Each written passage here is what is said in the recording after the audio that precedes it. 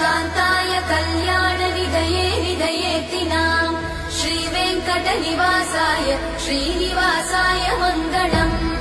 लक्ष्मी सविभ्रमालोकसुभ्रूविभ्रमचक्षुषे चक्षुषे सर्वलोकानां वेङ्कटेशाय मङ्गलम्।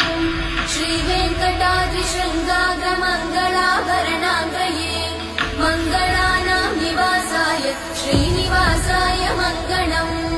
सर्वावयव सौन्दर्य सम्पदा सर्वचेतसां सदा सम्मोहनायास्तु वेङ्कटेशाय मङ्गलम्।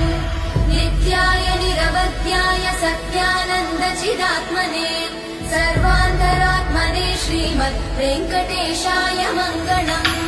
स्वतः सर्वविदे सर्वशक्तये सर्वशेषिने सुलभाय सुशीलाय वेङ्कटेशाय मङ्गलम्।